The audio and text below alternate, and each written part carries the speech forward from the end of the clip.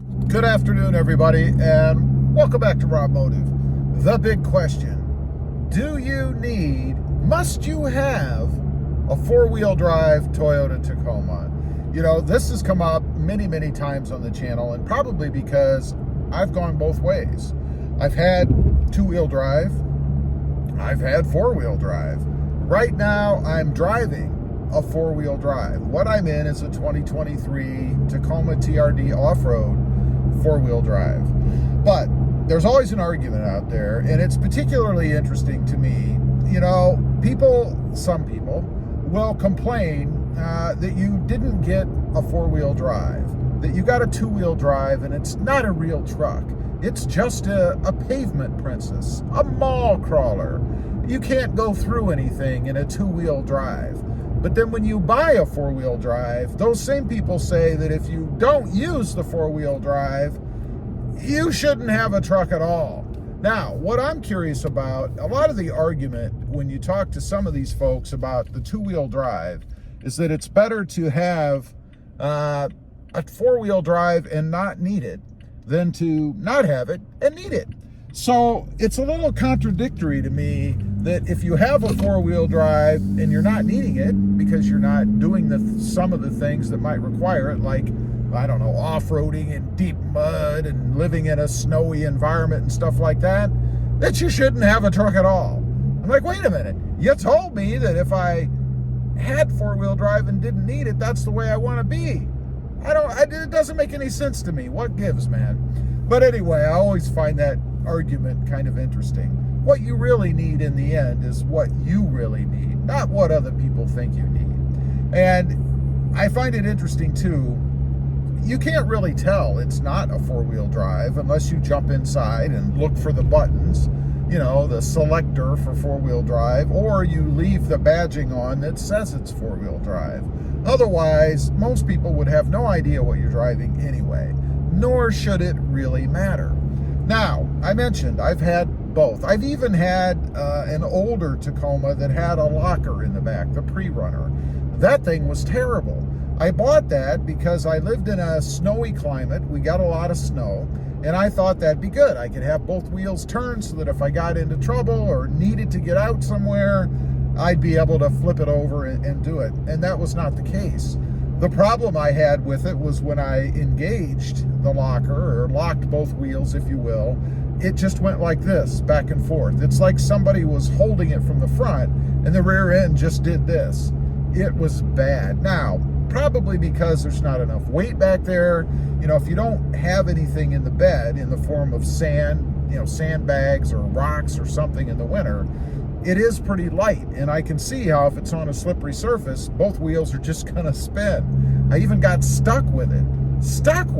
I mean, it was a waste. I got rid of that truck pretty quick. Never had any troubles when I had my four-wheel drives in that environment with the snow and stuff. Always got out of everywhere, and that makes sense. I mean, that's really what four-wheel drive is for anyway, isn't it? To be able to get you out of situations that maybe a two-wheel drive wouldn't be able to do. However, on the flip side, I also had two-wheel drives in those areas and never really had any problems either, because I was driving on roads that were usually plowed.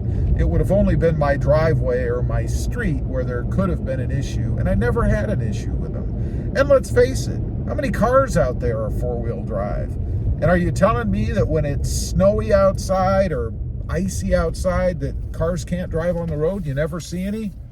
Well, you know that's not true. They're everywhere. So that just doesn't jive for me. So what it really comes down to is two things. Do you have a need for a four-wheel drive? Do you need to spend that extra money?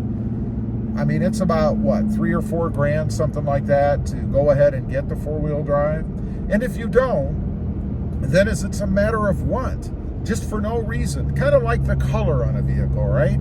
I mean, whether you get black or blue or electric lime like I have, it's because you like it or you wanted it. It doesn't serve any purpose. I mean, all Toyota Tacomas could be white or black, for example, or no paint at all.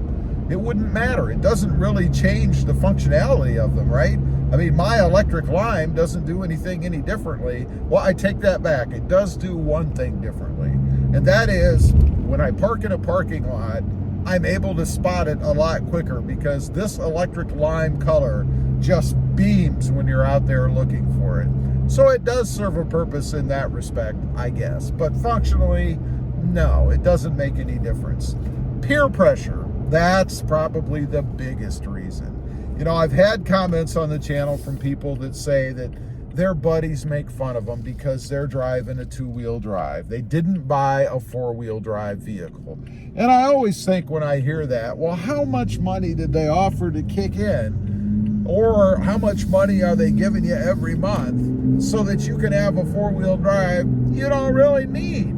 I would venture to say that probably none of them. It's your money in the end. Get what you want. I mentioned pricing. You know, it doesn't make a lot of sense to me to spend a ton more money, $3 or $4 grand. It's a lot of money to get something that you're never going to use. And some folks may ask, well, gee, Rob, why are you driving a four-wheel drive? You've admittedly said that you don't use it. For the channel. I got it to experience it for the channel. If I didn't have a YouTube channel, there would really be no reason for me to have a four-wheel drive. Now, if I move somewhere where there was a lot of off-road courses or opportunities to go off-roading, that would be different because that's something I really would be interested in doing. It just so happens that where I live, there aren't a lot of places close. We don't have any off-road or 4x4 parks that you can go to. And you certainly don't want to go tearing up somebody's farm field or lawn or whatever. You might get a good look at a fire stick if you did that. This is Texas after all, right? So it doesn't make a lot of sense for me.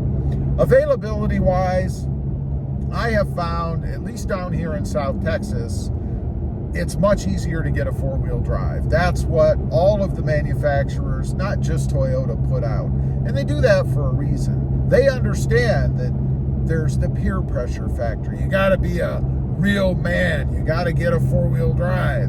And they make more money on them. I mentioned $3 to $4 grand more. Why wouldn't they push the part of their line or their product that brings more money in? Of course they're going to put out more four-wheel drive vehicles. So it kind of limits what you're able to get, especially in the environment that we're in right now. I mean, it's not like you can be real picky. If you need a Toyota Tacoma, you have to choose one. Most likely. It doesn't mean you won't ever find one on the lot, but you have to choose one from the dealer's allocation, what they have coming in from Toyota. So you don't have a big choice, kind of like colors. You kind of get what you get.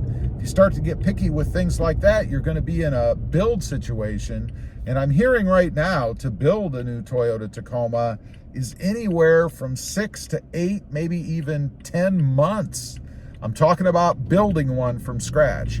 Unless, of course, you happen to get lucky, there's one that's already allocated to be built, and you can make some changes to it. But I think those are few and far between. So anyway, the bottom line is, no, you really don't need a four-wheel drive truck, Toyota Tacoma, unless you need or want a four-wheel drive Tacoma.